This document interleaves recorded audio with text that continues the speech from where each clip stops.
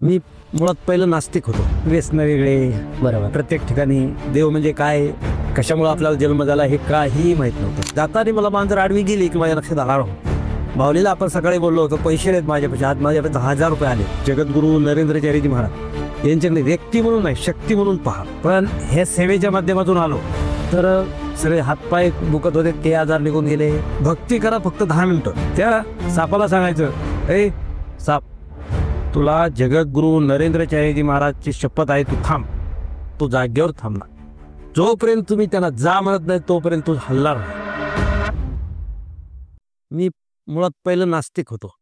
नास्तिक म्हणजे काय की व्यसन वेगळे, बरोबर. प्रत्येक ठिकाणी धंदा पाण्यामध्ये असे भरपूर. पण मला त्या टायमाला देव धर्म हे ते काही वाटत नव्हतं. देव म्हणजे काय, कशामुळे आपल्याला जन्म झाला हे काहीही माहीत नव्हतं. अच्छा. हो.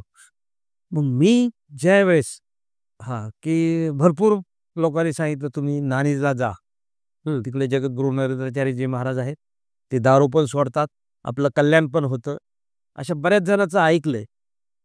तर शेवटी बऱ्याच ठिकाणी हो बनायचं इकडून सोडून द्यायचं, ऐकायचं इकडून सोडून द्यायचं, सोडून द्यायचं. बरोबर. अशा बदल्या मी पण होतो.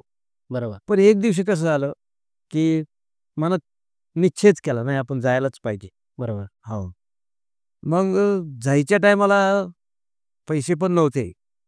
ट्रान्सपोर्टचा माझा धंदा होता, बिझनेस. बरं. हो. जवळ पैसे नाही, मनातून इच्छा तर झाली जायचंय. मग त्याच नरेंद्र महाराजाला सांगितलं, माऊली मला यायचंय. मला यायचंय पण पैसे तर नाहीत, तुम्ही जर योगायोग जुळून दिला तर अवश्य येईल. असं मी त्यांच्याशी बोललो मनातली मनात. बरोबर. आणि मी माझ्या ट्रान्सपोर्टच्या धंद्यावरती गेलो. ट्रान्सपोर्टच्या धंद्यावरती गेल्याच्या नंतर एक मला फोन आला खोपोलीहून. बरं. एक गाडी खाली झाली, खोपोलीहून फोन आला किंवा माल आहे का. मी म्हटलं सध्या अजून काही माल नाही, आलं तर सांगतो. ती गाडी तिकडे खाली येऊन त्याला थांबवलं तिकडे उभा. नंतर परत आला मुरबाडहून फोन, बिस्किटवाला एक पार्ले, ती बिस्किट कंपनी त्याला गाडी आहे का, त्यांना औरंगाबादला गाडी पाहिजे होती. बरोबर. बरं म्हणलं आहे खोपोलीला, सांगतो म्हणलं. मग त्या दोघांचं जुळून दिलं भाडं. गाडी खोपोलीला होती, माल मुरबाडला होता, ते दोघांचं जुळलं, भाडं पण जुळलं, गाडी पण गेली तिकडे भरायला. हा पण कमिशन 300 रुपये असतं आपलं कमिशन एका गाडीमागे. एका गाडीमागं त्यावेळेस होतं. तर ते 300 रुपये कमिशन नंतर देऊया, आता गाडी तिकडं आहे, ती गाडी तिकडे जाणार, ती भरून म्हणलं पुढच्या ट्रिपला ये माझं कमिशन दे. अशी म्हणून गाडी गेली. गाडी भरल्याच्या नंतर पार्टीचा फोन आला की ॲडव्हान्स तिकडे भेटणार नाही, तुम्हाला ॲडव्हान्स इथं भेटेल, अच्छा. मला तरी पाठवा. अरे म्हणलं आता इथं गाडीवाला कसा येईन तिकडून. बरोबर. परत गाडीवाल्याला फोन केला, म्हणलं बाबा ॲडव्हान्स तिथं भेटणार नाही, ॲडव्हान्स वाशीला आहे. मग तो पण म्हणला, शेट माझ्यापाशी आहेत पैसे, मी जातो, मला पुढच्या ट्रिपला आल्यावर द्या. हां. ठीक आहे म्हटलं. मग ती गेली, गाडी भरून गेली. आता इथं वाशीला ॲडव्हान्स आणायला मी चाललो. जाताना मला मांजर आडवी गेली की माझ्या लक्षात आलं, माऊलीला आपण सकाळी बोललो होतो पैसे नाहीत माझ्यापाशी, आज माझ्याकडे 10,000 रुपये आले. मग ते 10,000 रुपये आले, तसंच घरी गेलो, पैसे बाकीचे ठेवले, 2,500 रुपये जवळ घेतले. कुठं रत्नागिरी काय माहीत नाही, सरळ सातारा गेलो. साताऱ्याहून गुरुपौर्णिमेची वारी होती त्या टायमाला. आणि साताऱ्याला गेलो, साताऱ्याहून कोल्हापूर मार्गे सरळ खाली आलो. फर्स्ट टाइम त्या ठिकाणी गेलो गुरुपौर्णिमेच्या वारीला, जगद्गुरू नरेंद्रचार्यजी महाराज यांच्या मठावरती पाहायला गेलो. सांग काय लोकांनी त्यांना माहीत होतं धोधो पाऊस असतो, मग कुणी रेनकोट हे ते आले, आपण काय नव्हतं नेले, एक हातात छत्री होती, बाकी काय नव्हतं. आणि त्या ठिकाणी मग गेल्याच्या नंतर लोकांचे अनुभव मला ऐकायला भेटले. हे कशासाठी आले, तर इथं सगळं गुरुपूजन करायला लागला, सगळं त्यांचं मग हे केलं. त्याच्यानंतर मग लोकांचे मी वेगवेगळ्या त्यांचं ऐकत बसलो. ऐकल्याच्या नंतर मग संध्याकाळी प्रवचन होतं, प्रवचन ऐकलं. आणि मग माऊलींनी प्रवचनामध्येच मंत्रमुग्ध केलं की असं वाटतं की आता बस बस. आणि त्याच टायमाला मग मी तिथून मला सांगितलं, एक ग्रंथ घेतला, एक जपमाळ घेतली, एक अष्टगंधाची डबी, हे कवच सगळं घेऊन त्याच ठिकाणून आलो परतीला. परत आलो की माझ्या नित्यनेमाने पूजा चालू झाली. पूजा म्हणजे काय की रोजची त्यांची जे 11 माळा जप, रोजचा एक ग्रंथ अध्याय, एवढंच होतं. नित्यनेमाने भक्ती करा, हा त्यांचा संदेश होता. आणि तिथून पुढे माझ्या त्यानंतर तुमचं व्यसन वगैरे जे होतं ते सगळं त्याच कारण तिथं मठावर गेलं त्याच टायमाला सोडून टाकलं सगळं. की दारू पण नाही आणि खाणं पण नाही, सगळं बंद. सगळं बंद, म्हणजे बंदच तिथून. आणि मग मौलीला सांगितलं, आता काही असतात मित्र लोक असतात, काय बोलणारे असतात, बरोबर. म्हणतात करून करून लागला, देवपूजाला लागला, असे काही असतात. हां, पण सगळं सोडलं होतं त्यांच्यावर. माऊली बघायचं आता तुम्हीच. बरोबर. हो. आणि त्याच्या अगोदर म्हणजे मुळात माझं असं होतं, की मी वाशीवरून जरी आलो, तर तब्येत पण एकदम वीक होती आणि 15च्या नाक्यावर उतरलं, तिथून रिक्षा करून घरी यायचं. एवढं म्हणजे मला चालवत सुद्धा नव्हतं. अच्छा. हो, म्हणजे आजारी पण होतो. हो. मग ह्या संप्रदायामध्ये आलो का, तर मग तिथून सगळा आजारपण पण गेला. म्हणजे सगळंच म्हणायला हवं. नाही, खरंच तुमचा अनुभव ऐकण्यासारखाच आहे हा. आणि असे अनुभव काही घडलेत का? म्हणजे काही असं चमत्कार म्हणता येईल त्याला, असं काही झालंय का तुमच्या आयुष्यामध्ये? आता तुम्हाला सांगायचं म्हणजे काय माहिती आहे का? हां, कारण की म्हणतात ना, जगद्गुरू नरेंद्रचार्यजी महाराज यांच्याकडे व्यक्ती म्हणून नाही, शक्ती म्हणून पहा. बऱ्याच लोकांनी अनुभव घेतले ते. आणि सांगायला म्हणलं तर रात्र पुरणार नाही एवढे. त्यांच्या जीवनात आपल्याला पण आलेले आहेत अनुभव. नाही असे नाही. मग मी त्या टायमाला हां, की ट्रान्सपोर्ट धंदा बंद केला आणि दुसरीकडे कामाला लागलो.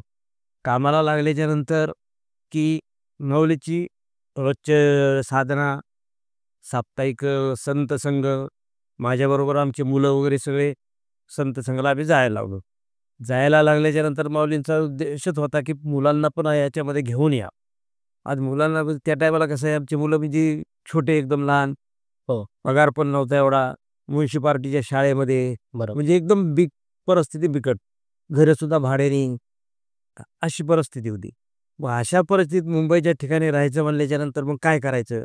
तर मग कसं आहे, संत संघाला आल्याच्यानंतर त्यांनीच सांगितलं होतं, तुम्ही फक्त माऊलींचा संप्रदाय आहे, त्यांचं घर तुम्ही चालवा, तुमचं घर ते ऑटोमॅटिक चालवते. आपण हे उद्देश ठेवून या संप्रदायामध्ये मग त्या टायमाला आपण काही विचार केला नाही. हां, जे करतील ते माऊली तुम्ही करायचं. हाच पूर्ण त्यांच्यावरती भार आपण सोपवला आणि सोपवल्याच्यानंतर हळू मग कशी, मग त्यांनीच बुद्धी दिली. तिथं राहतो ना, एक इकडं दुकान घे, पुढं दुकान, पाठीमागं मकान. हे पण बरेच जोडधंदा त्यारीत लागू दिला. मला माल भरायला पैसे नव्हते. फर्निचरला पैसे नव्हते. काय नव्हतं. त्यांची बुद्धीने चाललो. थोडे-थोडे करून जमा झाले. त्यांच्याच ह्याच्याने कसे-कसं केलं ते त्यांनाच माहिती.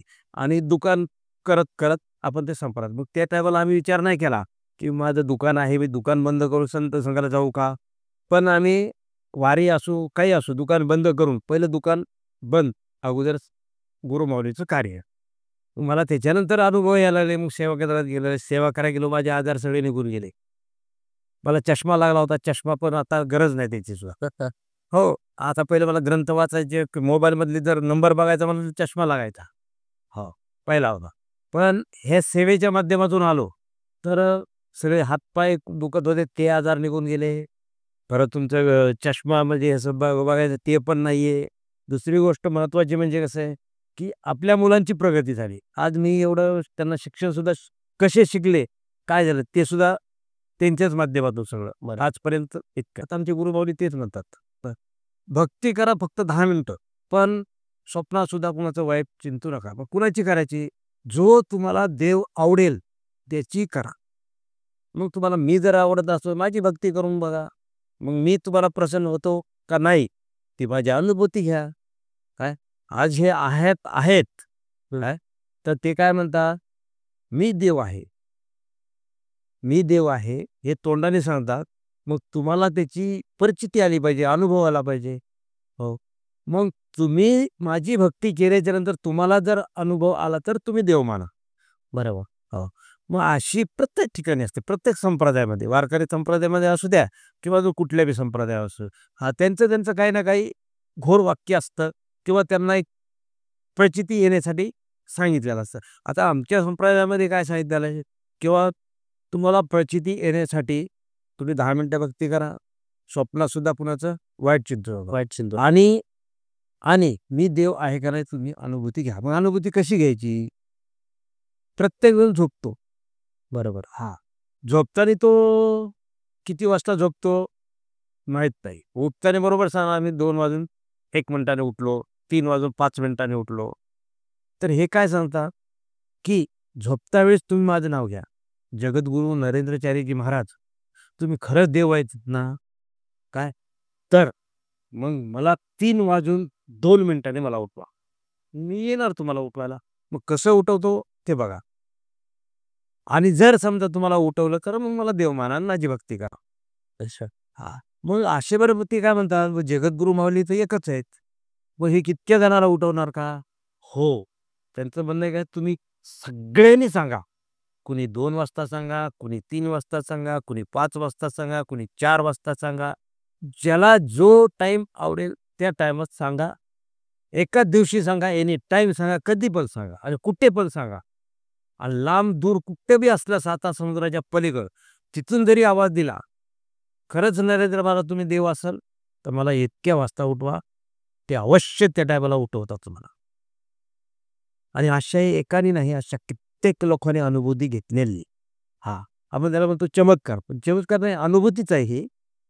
कारण की तो तर एक झाला. दुसरी गोष्ट असे बी आजवून घेतलेत बऱ्याच जणांनी किंवा माऊली सांगितले, जर आपल्या रस्त्याने साप चाललेला असेल, त्या सापाला सांगायचं, चालता जिवंत सापाला सांगा तुम्ही चालता-चालता तुम्हाला दिसला.